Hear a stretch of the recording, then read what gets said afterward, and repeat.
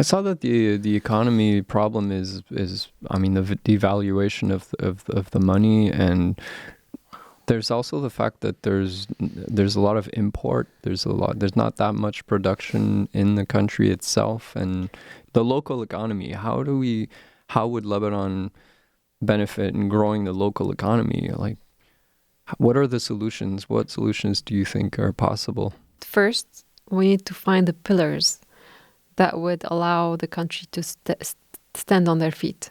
And one of the pillars is, for many people, is being able to provide the food, the ingredients, and having a Lebanon as a beautiful ecosystem for lands and for growth.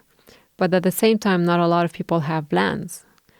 But they all have at least either a roof top or a balcony. Like I've been growing my own food on my balcony in the normal way with pots and earth. But then there's definitely other ways available, like aquaponic or hydroponic. And it's less consumption of water or electricity, and it grows a lot of food. Like you can even have food for your own household and for the neighbors. That's one of the pillars. Another pillar is how to create more self-sustaining living.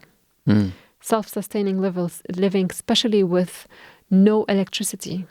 So now, well, it has been forever. Lebanon don't have electricity more than, usually it used to be like 6 to 4 hours per day or 10 hours per day. And now it's 2 hours in the morning, 2 hours in the afternoon, and 2 hours at night in the middle of the heat in the summer. And people are suffering from that. So there's no electricity. That means there's no air conditioning. Especially during the COVID, people are at home, so it's suffocating. And so it's how to find an ecosystem way to create the electricity, or create, by having solar systems. So how can we as immigrants or as foreigners help Lebanese people to build something like that?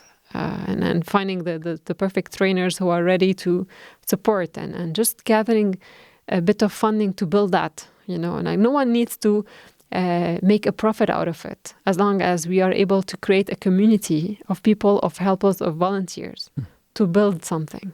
And the countries that usually will invest money or help, the Emirates or Iran or France or Europe are not there currently. They're not investing because we're always waiting for an outside source to help us. Why do we always wait for the outside source? It's similar to what we do to ourselves. Why do we need to wait for something from the outside to make us who we are as a human? It's the same thing for a country. We can collectively come together to make a change. Why can't we take this opportunity? A lot of people don't see it as an opportunity because it's sad. Yes, it is sad. But from every sadness, there's an opportunity.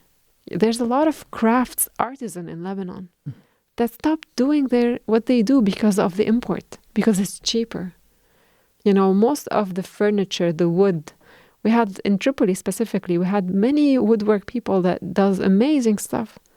No one uses it anymore. Although here, like I have friends here in Montreal, they do normal jobs, but they found their passion in crafts and in woodwork. There's so many things. Like we only need to scratch the top to find what's inside in the bottom. That's another pillar is the know-how. The know-how, and we have a lot of know-how. All they need to do in Lebanon is to teach it to the upcoming generation, because instead of or putting it, like we have natural soap, we have Lebanese authentic pastries, we have all the furniture, wood furniture, we have definitely maybe herbal plants that are medicinal. There's also the glasswork crafts, which people are like, it's being almost, it's gone. Even making all kinds of furniture, or the old ways of making the mattress. Oh, really? Which is supernatural. There's so many things.